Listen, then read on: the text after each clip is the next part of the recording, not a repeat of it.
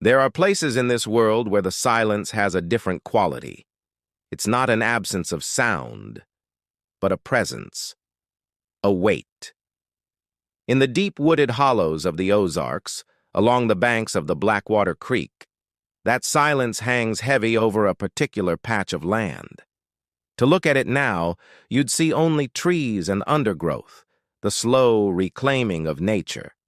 But if you listen past the wind in the pines, if you stand there as the dusk settles, and the shadows grow long, you might feel it, the echo of a terrible bargain, and a hunger that was never satisfied. This is the story of the Holloway Hotel. It begins not with a ghost, but with a man's ambition, and it ends with a question that still whispers from the earth itself. The hotel was Thomas Holloway's dream made real, a 3-story Victorian structure, all intricate gingerbread trim and wide, welcoming porches, standing as a testament to progress in the wilds of Newton County. It was 1882, and the Ozarks were opening up. Holloway, a man from the East with a railroad man's pragmatism and an eye for opportunity, built his empire for the new wave of speculators, businessmen, and travelers. The land he built on, however, came with a stain. The previous owners had suffered a string of misfortunes, unexplained deaths that were hastily recorded as accidents. The widow who sold him the land did so cheaply, on one condition, that he leave the old foundations, the underground parts of the property, strictly alone. It was a superstition he, a man of industry and steam, readily agreed to and just as readily ignored. For years, the hotel was a success, but dreams are fragile things. Bad investments in distant mines bled Holloway dry. By the turn of the century, the Grand Hotel was a gilded cage, its owner staring into the abyss of financial ruin. It was in this desperate state that Thomas Holloway remembered the warnings about the foundation. And where a superstitious man might have seen a curse, a desperate man saw an opportunity. He began to spend more and more time in the cellar, behind locked doors, conducting what he called renovations. He brought in outside workers for specialized metalwork, men who asked no questions and were paid well to forget what they'd seen. What Holloway had discovered was a fissure, an ancient well shaft that seemed to delve into a darkness far deeper than the water table. But it wasn't empty. It contained a substance, a thick, slow-moving liquid that defied explanation. And it had a property that both horrified and fascinated him, an insatiable appetite. In his private journal, he wrote of tests with animal remains, how this entity would consume them completely, leaving no bone, no hair, no trace behind. A perfect, silent disposal. His engineering mind saw not a monster, but a machine, a solution. He became a dark architect, weaving this horror into the very blueprint of his hotel. He designed 3 rooms on the eastern wing, rooms 27, 29, and 31, with false floors. These were elaborate traps, hinged sections that could be triggered by a series of hidden levers in his office. A guest would retire for the night, and with a quiet shift of a mechanism, the floor would become a chute, delivering them into the waiting darkness below. The first to vanish was a seamstress, a woman with no local ties, then a traveling salesman. Holloway was calm, plausible. They had left early, they had moved on. The valuables they left behind, he would quietly sell them, a slow trickle of blood money that kept his creditors at bay. But the hotel itself began to change.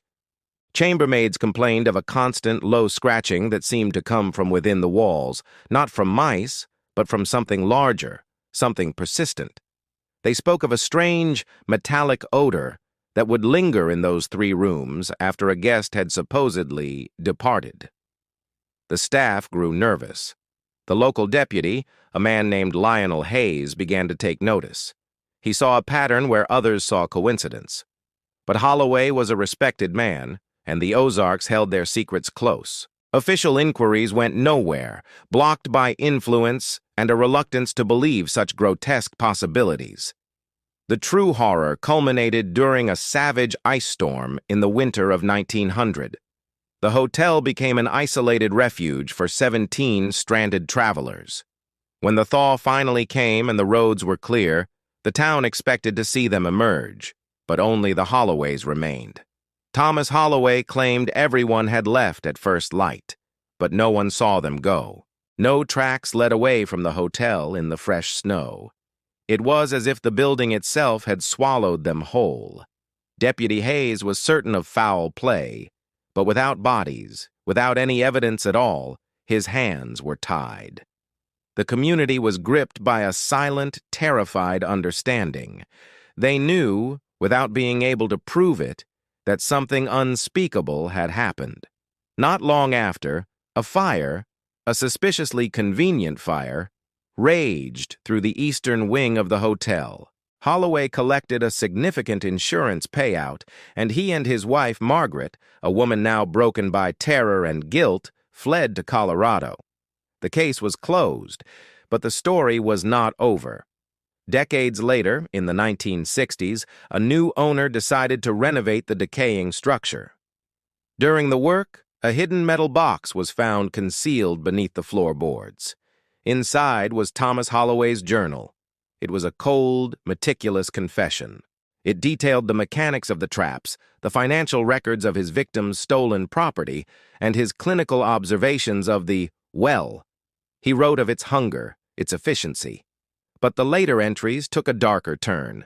He noted that after the 17 guests vanished during the storm, the entity changed. It became more active. Its appetite seemed to grow. His wife Margaret heard voices, pleading, crying voices, calling to her from the drains and the pipes. A modern investigation was launched. The well shaft was unsealed. What they found was both conclusive and baffling.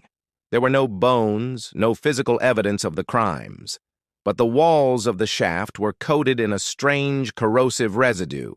Scientific analysis would later identify an unknown organic compound with terrifying digestive properties, capable of dissolving organic matter entirely. It was a scientific explanation for the perfect disposal of the bodies. But science couldn't explain the rest. It couldn't explain the audio recording a detective made, a tape that captured faint, distorted whispers from the pit before it was mysteriously destroyed.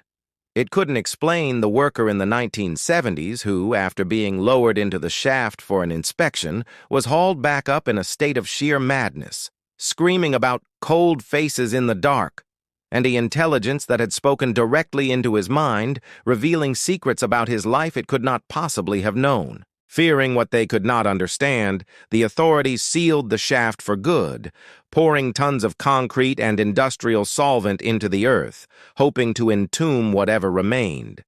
Now the land is empty. If you were to walk there today, you'd notice that nothing grows in 3 perfect, circular patches near the old foundation stones. The soil is barren, and those who live in the nearby houses, on quiet evenings when the wind is just right, sometimes they hear it. Not a scratch or a whisper, but a low, wet, shifting sound. A sound that seems to rise from the ground itself. Some dismiss it as the creak or the settling of the earth. But others, those who have lived there for generations, they know better. They know that Thomas Holloway didn't just build a hotel on that land.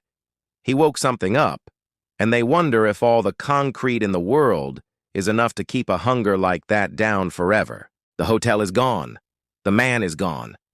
But the foundation remains, and the hunger remembers.